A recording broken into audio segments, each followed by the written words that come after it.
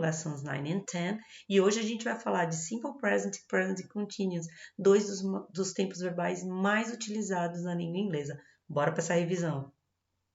Bom, e nós começamos a nossa revisão com o Simple Present, que é um dos tempos verbais mais utilizados. Assim, a gente começa aprendendo o Simple Present porque é muito mais fácil a gente começar trabalhando com ações no presente para depois ver como os verbos se comportam em outros tempos verbais, tá? O Simple Present, ele é um modo que vai atingir praticamente todos os verbos, né? Para que ele é utilizado? Ele é utilizado para algumas situações. Quando os fatos são realmente verdades, né? Por exemplo, fatos que são verdades absolutas. 2 and 2 make 4. 2 e 2 são 4. Então, aí nós usamos simple present. Hábitos, habits. She plays tennis every Tuesday. Então, ela joga tênis todas as terças-feiras.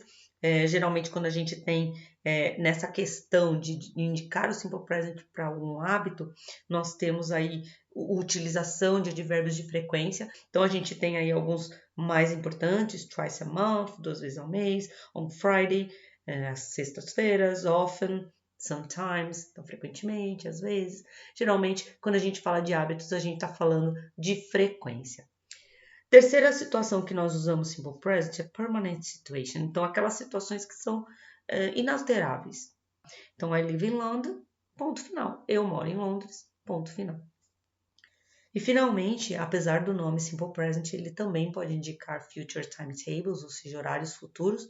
E o exemplo aí, our train leaves at 11 a.m. Nosso trem sai às 11 horas. Não necessariamente 11 horas é a hora que a pessoa está falando, mas é um horário constante, um horário, enfim, que está estabelecido e, portanto, você pode usar. Então, agora que você já sabe, né, qual a função do Simple Present, que ele indica verdades absolutas, situações permanentes, hábitos, né, corriqueiros, cotidianos ou horários futuros, como é que ele se comporta? No Simple Present, os verbos vão se apresentar de duas formas.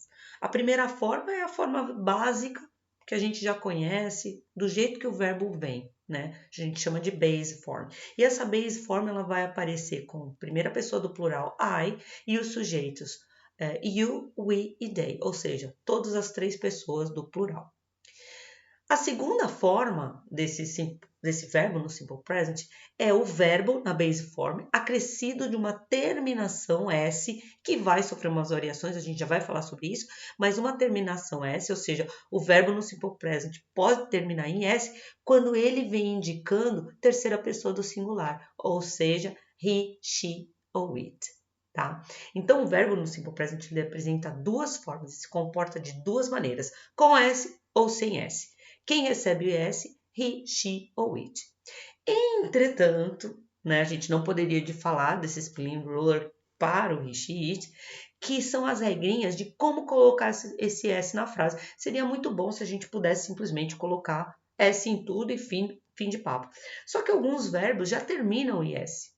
E outros tem um som muito parecido com S, vai virar outra palavra, vai acontecer alguma coisa. Então, existem 3 regrinhas que nós seguimos quando falamos de terceira pessoa do singular, he, she ou it. A primeira regra, que é colocar o S, a gente chama de regra geral. E a maioria dos verbos vai atender a essa regra geral, né? Então, I visit, visits, dance, dances, play, plays. A segunda regra é para verbos terminados em CH, SH, X, O, Z e S. Esses verbos com essas terminações, eles não vão receber só S, porque até vai ficar esquisito, né? Você imagina um verbo terminado em 2 S que nem kiss, você colocar mais um, né? Fica bem esquisito. Então, em virtude dessa fonética, de ajuste fonético, o verbo recebe ES, essa vogal de ligação, ela vai permitir que fique um pouco mais de conforto linguístico, que a gente possa pronunciar sem confundir com nenhuma outra palavra. Então, aí nós temos alguns exemplos, né? Watch, watches, wash, washes, fix, fixes, go, goes. Depois tem fuzz, fuzzes e miss, misses, tá? Então, a gente coloca um ES com essa vogalzinha de ligação, só para ter um pouquinho mais de conforto linguístico e pronunciar certinho. E a terceira e última regra, ela é exclusivamente para os verbos terminados em Y, porém não é qualquer Y. É um Y que vem precedido de uma consoante. Então, você olhou o verbo, ele terminou em Y, vê o que vem antes dele. Se vier uma vogal, como o caso do verbo play lá em cima, ele simplesmente fica plays. É S, não tem regra para Y antecedido de vogal. Entretanto, se ele vier com uma consoante, o que vai ser preciso fazer, gente?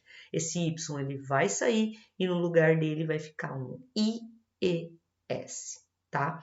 Então, study, que termina em DY, vai perder o Y e vai ficar studies. O mesmo acontece com try, vai perder o Y e vai ficar tries. Com o que a gente presta atenção, né? Com dois já conhecidos nossos, que são verbos que vão se comportar de maneira irregular no Simple Present, que é o verbo to be, que na terceira pessoa não é bis, é is, e o verbo to have, que a gente acabou de ver, que na terceira pessoa não é haves, é has. Tá bom? Então, marca essas regrinhas aí, né? Coloca em destaque no seu caderninho de anotações até você ter na cabeça. Bom, então agora que a gente já conhece, né? Já sabe que o verbo ele se comporta com duas formas distintas no Simple Present. Vamos ver como é que funcionam as formas afirmativa, negativa e interrogativa? Então, a afirmativa é isso. É o verbo com S ou sem S. Sujeito, verbo, objeto. Então, um exemplo, Ron loves to eat burgers. Ronnie adora comer hambúrgueres. E temos o verbo loves com o Szinho no final, porque Ronnie é he, tá? Mas, se fosse um verbo, um sujeito no plural, né? We, they, enfim, o verbo ficaria apenas love. Então, é muito simples. É o sujeito, verbo e complemento. Entretanto, a gente estava acostumado a fazer a forma interrogativa e negativa, colocando not ou invertendo, e quando a gente começa a estudar os tempos, né, o Simple Present, depois futuramente o Simple Past, nós vamos pela primeira vez utilizar nos verbos auxiliares. E o verbo auxiliar, no caso do Simple Present, é o verbo do, que vai assumir a forma does, somente em quem? Na terceira pessoa do singular, he, she, it. Lembra que eles ganham S? E o do termina em O, então ele ganha um ES e fica does. Então é assim que funciona. O verbo auxiliar do e does, eles vão ajudar a gente a construir a forma negativa e a forma interrogativa. Então, na forma negativa, como é que a gente vai fazer essa colocação? A gente vai utilizar o sujeito, o auxiliar do ou does, not, o verbo e o complemento, tá bom? O que é importante a gente saber, né? Que toda vez que a gente usar o does, seja com not ou sem not, o verbo vai precisar perder o S. Esse S que a gente coloca na forma afirmativa, ele vai aparecer tanto na negação quanto na interrogação no verbo auxiliar does. Então, ele sai do verbo principal, tá bom? Não pode esquecer esse detalhe, tá? Não esquece, anota aí. Então, o que a gente tem? Olha o exemplo lá de cima, né? Ron loves to eat burgers. Na negativa fica Ron does not love to eat burgers. E na pergunta, como é que funciona? O verbo auxiliar, ele vai assumir a posição que o verbo to be, que o verbo to have, que o verbo can assumiu nos outros tempos verbais que a gente viu. Ou seja, ele vem para antes do sujeito. Então, se eu tenho um sujeito que não é na terceira pessoa do singular, eu vou usar o do. Se eu tenho algum sujeito na terceira pessoa do singular, eu uso o does. Aí sim vem o sujeito, o verbo e o objeto. O mesmo exemplo que a gente viu em cima está aí. Does Ron love to eat burgers? Então, novamente, a gente tem o uso do does, porque ele é o auxiliar da terceira pessoa do singular, e o verbo love voltou para a forma básica, ou seja, sem o S que ele tinha na forma afirmativa. Parece, gente, que é meio complicado, mas não é. É uma questão de prática. Por isso que é muito importante você fazer todos os exercícios sugeridos. E se for preciso, refazer. Mais uma vez eu alerto vocês, ao usarem does, seja com not ou sem not, o verbo sempre tem que voltar para a forma básica, ou seja, perde S, ES ou IES, tá ok? E aí, para contrapor o Simple Present, nós temos aí o Present Continuous Tense, um tempo verbal bastante simples, E por que ele se torna tão simples? Porque ele tem na sua base o nosso velho e bom conhecido verbo to be.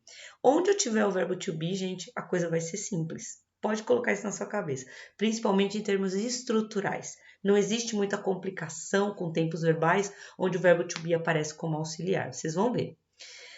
Então, quando eu uso esse present continuous, né, esse presente continuado, essa ação contínua, primeira situação, unfinished action now. Então, quando a ação ela continua, ela permanece, né, ela não termina. Então, I'm working at the moment, eu estou trabalhando nesse momento. Lembrando a vocês que pode ser usado outros advérbios, né, now, at the moment, in the present e assim por diante. Também ele é usado para temporary situation, ou seja, situações temporárias, coisa assim rápida, né? I'm living in London, estou morando em Londres. Essa construção é muito comum em língua portuguesa também, então vocês vão ver que não existe tanta dificuldade com esse tempo verbal. Nesse caso de situações temporárias, a gente pode usar at the moment, for a few weeks, for a couple of months e assim por diante. Existem outras combinações de advérbios que são usados. Temporary habits também. O simple present é para hábitos. O present continuous é para hábitos temporários, algo que vai ser passageiro. He is eating a lot these days. Ele, né, tem comido muito esses dias. Então, uma ação temporária, uma ação que está acontecendo nesse momento. Não é algo constante e nem algo permanente. E, finalmente, definite future plans. Definite significa a mesma coisa que você ter um plano futuro. Então, você já definiu. Olha o exemplo. I'm meeting my father tomorrow. Eu estou encontrando meu pai amanhã. Essas construções com present continuous, se a gente for traduzir, são muito parecidas com construções que nós usamos na língua portuguesa. Bom, como não poderia ser tudo muito simples, assim como nós temos a regra para terceiras pessoas do singular, a gente tem algumas regras também para o present continuous. E aí não tem a ver com pessoa, tem a ver com tipo de verbo e aquela colocação que aparece na estrutura, que é o ing. O que é o ing que aparece na estrutura do present continuous? Né? A estrutura dele é bem simples, né? Verbo to be, mais o verbo, mais ing e o restante da frase.